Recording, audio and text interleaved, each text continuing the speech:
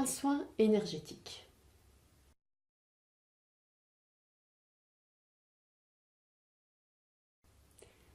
Non, le magnétiseur et le bioénergéticien ont comme objectif de vous aider à guérir d'un symptôme, un peu comme le fait un médecin qui agit sur le corps physique.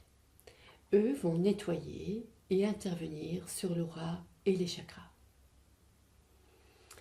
En Reiki, le praticien se doit d'être un canal neutre au service de l'être qui vient le rencontrer. Neutre veut dire absence d'intervention volontaire.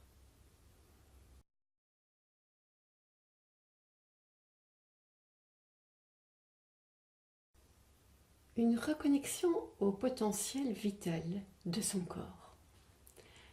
Tant que le corps est rencontré avec une volonté d'intervention, il a deux grandes possibilités. Ou il collabore à l'action, ou non. Ainsi, certains actes médicaux vont apporter de la guérison, d'autres non.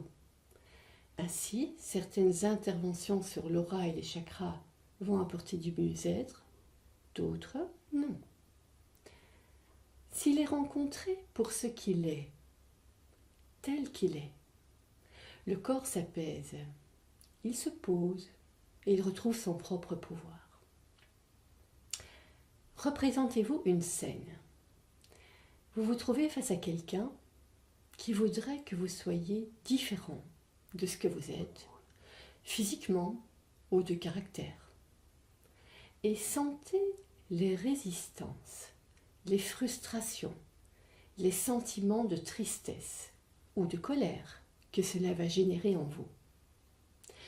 Certains d'entre vous vont se plier à ces désirs extérieurs, quitte à en devenir dépressifs. D'autres vont s'éloigner. Puis, imaginez-vous juste un être curieux de découvrir qui vous êtes, sans préjugés. Et sentez ce que cet accueil neutre engendre en vous de paix, de joie, de force. Et bien là, voici ce qui se passe au niveau cellulaire dans un corps rencontré avec neutralité.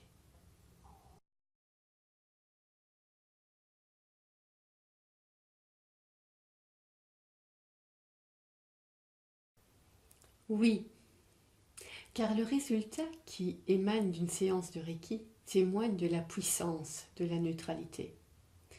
Nettoyage digestif, remise en mouvement des fluides du corps, ouverture des chakras. Depuis notre conception, notre corps cellulaire s'avère être un laboratoire de vie impressionnant d'efficacité. Pensons à la croissance de nos os, au développement de nos neurones, à la souplesse de la peau, au rythme de nos corps qui respirent. La plupart du temps, cela fonctionne tellement harmonieusement que nous oublions que nous sommes juste les habitants d'un laboratoire ingénieux. Dès qu'une douleur se manifeste, qu'une maladie apparaît, nous perdons confiance et nous appelons à l'aide des spécialistes de la santé. Le Reiki permet de réintroduire une zone neutre et saine entre la douleur et la maladie apparue et la demande d'intervention extérieure. Il permet, en compagnie d'un être confiant en la vie complexe, de redevenir curieux face aux symptômes, d'offrir une observation neutre au langage du corps. Ce temps apporte éclaircissement. Parfois, il suffit à transformer les symptômes, voire à les faire disparaître. Le corps avait juste besoin d'être écouté. D'autres fois, le temps d'observation va révéler un besoin réel d'aide du corps pour passer un cap.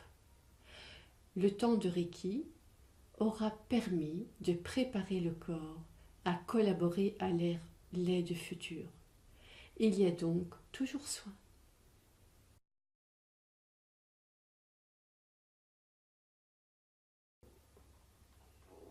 Oui, sur le long terme. Un être qui partage régulièrement des temps de Reiki sent sa vitalité stimulée, ce qui lui apporte de la confiance, ce qui stimule sa joie d'être vivant. Son regard sur la vie devient plus chaud, plus ouvert. Ses actions personnelles deviennent bienfaisantes pour lui-même autant que pour la vie collective.